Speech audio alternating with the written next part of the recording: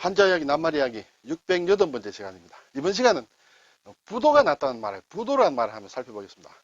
사업하시는 분들은 부도를 맞으면 안 되죠. 또 부도를 내서도 물론 안 됩니다만 현실적으로는 부도가 가끔 일어납니다. 네, 이 부도가 한자로 어떻게 쓰느냐 하는 것을 살펴보겠습니다.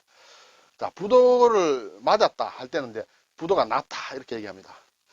내가 돈을 받아야 되는데 돈을 못 받았다 이렇게 되겠어요. 그리고 부도를 낸 사람, 돈을 줘야 될 사람이 돈을 못 주게 됐다. 그래서 그런 경우는 부도가 났다 또는 부도를 냈다 이렇게 되겠죠. 자, 부도라는 것에 낱말을 보면 안일불 또는 안일부라고 합니다. 불 또는 부 두 가지 발음이 있죠. 그리고 건널도다는 그런 것입니다. 그래서 부도다, 건너지 못했다, 무엇을 돈이 못 건너갔다 이렇게 볼 수도 있겠죠. 네. 자, 안일불 또는 안일부는 여러 가지 학설이 있습니다만 저는 둥글게 부푼 꽃받침의 모양이다. 식물의 꽃받침의 모양이다. 저는 그렇게 생각을 하고 있습니다만 또 달리 하늘로 올라가는 새의 모양이다. 새가 하늘로 올라가서 내려오지 않는다. 그러면 아니다. 그리고 어떤 사람들은 땅속으로 뿌리를 내린 씨앗의 모양이다. 그래서 뿌리는 내렸는데 아직 싹이 트지 않았다. 그래서 아니다. 그런 여러 가지 하고 있습니다. 자, 건널도는 물을 걷는다. 이렇게 보면 되겠죠. 그래서 물수, 삼수변이 들어갔다. 여기에는 오른쪽에 이제 법도도입니다. 법도, 제도, 할 때 굉장히 많이 쓰는 글자예요. 도량형이다. 예, 많이 씁니다. 그래서 법도다. 또는 헤아릴 탁이란 글자, 그 소리를 낼 때도 있습니다. 헤아린다는 뜻도 있습니다. 여기에는. 그랬는지는 몰라도, 물을 건널 때는 물을 좀 헤아려야 된다. 이런 뜻이 되겠죠. 네, 물이 깊은지 얕은지 좀 짐작을 하고 알고 건너야 된다. 이렇게 생각해도 되겠습니다. 그래서 부도다.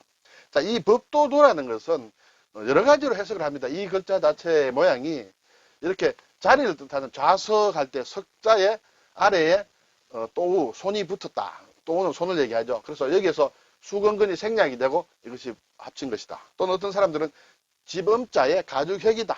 그리고 이 또우가 붙었다. 가죽혁의 아랫부분이 이제 이렇게 생략이 됐다. 이렇게 보는 거고. 또 어떤 사람은 이게 아니다. 이것이 스물일, 20을 뜻하는 스물입이다. 그래서 이렇게 붙었다. 어떤 모양이다. 이렇게 보는 거예요. 그리고 어떤 사람들은 여기 서자다. 열어서, 서무할 때 열어서. 그래서 여기에다 손이 붙었다. 결국은 손이 다 붙었다. 손으로 무엇을 하느냐. 이렇게 청량을 한다는 것이에요. 길이를 잰다는 그런 뜻이에요. 그럼 여기에서 좌석석이라는 것도 사실은 여기에 가죽혁과 아래에 천이 합쳐진 것이다. 왜냐하면 집안에 자리를 깐다 할 때는 예전에는 짐승의 어떤 가죽이라든지 또는 천으로 자리를 깔았다. 그것이 이 좌석석인데 그것을 깐다 또는 그것의 길이를 잰다라는 그런 뜻으로 해서 그 재는 데는 어떤 단위가 있겠죠. 그래서 도량형 할 때도 길이를 재는 단위 할 때도 이것이 들어간다. 그래서 그것은 어떤 정해짐과 규칙이 있어야 된다. 그런 뜻이 있고 또 그렇게 길이를 잰다는 것은 헤아린다 해서 헤아릴 척이다. 그렇죠? 헤아릴 탁이다. 네, 헤아릴 탁이다. 이렇게 이제 쓰기도 합니다. 자, 그러면 이제 부도란 말을 사전에서 찾아보니 어음이나 수표를 가진 사람이 어음이나 수표를 받았어요. 공사를 해주고 또는 물건을 팔고 돈을 현금으로 받으면 가장 좋은데 현금이 아니라 한 달, 두 달, 세 달 이후에 주겠다라고 어음을 받습니다. 물론 수표를 받으면 어음만큼은 이렇게 결제 기일이 길지 않습니다만 어쨌든 그것을 받았다. 현금으로 바로 못 받았다. 그러면 그것을 은행에 가져가서 이제 어음을 주고 그 어음 대금을 받으면 돼요. 그런데 날짜가 됐는데 그 어음이나 수표에 적힌 돈을 지급을 받지 못한다. 돈이 없더라.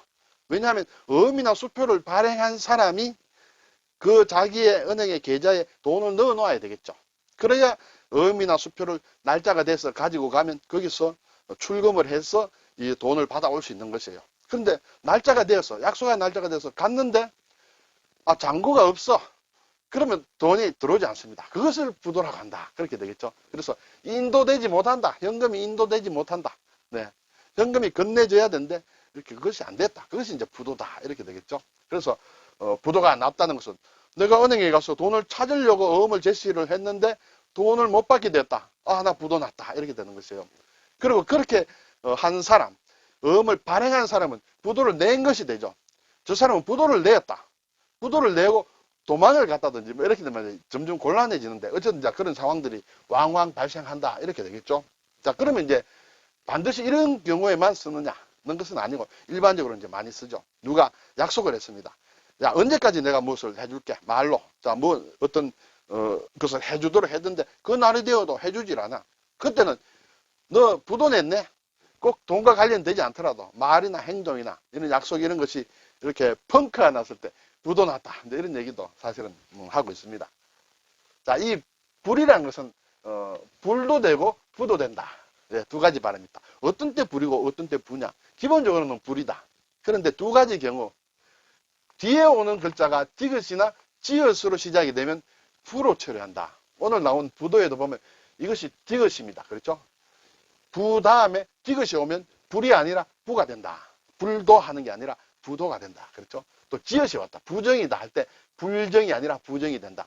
그 이외에는 기본적으로는 불로 읽는다. 이렇게 되겠습니다. 그래서 불법이다, 불안이다, 뭐 여러 가지 있습니다. 그 이외에는 다 그렇다. 물론 이제 예외가 또 있는데 이것은 원칙이죠. 예외는 예를 들어서 부실이란 말을 합니다. 우리가 부실기업 또는 몸이 부실하다 할 때 부실이다. 이때는 이것은 시옷입니다. 그렇죠? 시옷이면 디귿이나 지읒이 아니다. 그렇게 되면 원래는 불실이어야 된다. 불실. 근데 불실은 사진을 보면 틀렸다라고 나옵니다. 예외적으로 부실로 읽는다. 이렇게 되겠죠. 독불장군도 마찬가지예요. 이 장이 됐다.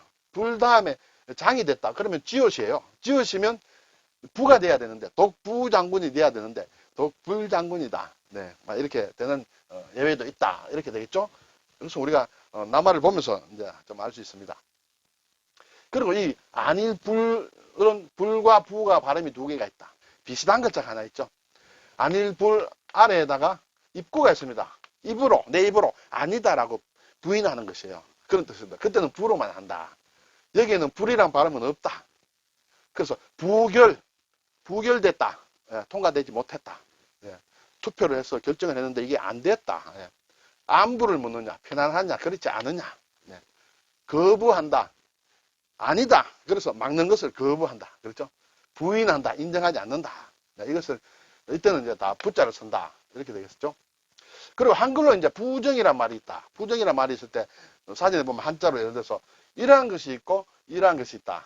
네. 여기에는 아니 불이죠. 불인데 뒤에 지읒으로 시작한다. 그러면 부로 발음한다. 그렇죠. 그래서 부정이다. 부정은 정해지지 않은 것이에요. 정함이 없다. 일정하지 않다. 그걸 부정이라고 합니다. 주거 부정이라면 사는 곳이 일정하지 않아. 오늘은 여기서 자고 내일은 저기서 자고. 주민등록이 지금 어떻게 되는지 잘 몰라. 그때는 주거 부정할 때 이렇게 정해지지 않았다. 또 우리가 수학의 방정식에 보면 부정이다. 이런 것이 나오죠. 그래서 부정이다. 그리고 여기에 아니다 할 때 부를 쓰게 되면 부정은 정해지지 아니다. 정해진 것이 없다고 한다. 그렇지 않다고 하는 것을 얘기한다. 인정하지 않는다. 그렇게 되겠죠. 그래서 사실을 부정한다. 아, 그건 사실이 아니야 라고 부정할 때는 이 불자를 쓰면 안 된다. 이것을 쓰고 아니다라고 한다. 그래서 이것은 긍정과는 반대되는 그런 개념이다. 이렇게 볼 수 있습니다. 도자는 오늘 건널도 했습니다. 그렇죠? 이것은 법도도와 관련이 있다. 삼수를 붙인 것이다.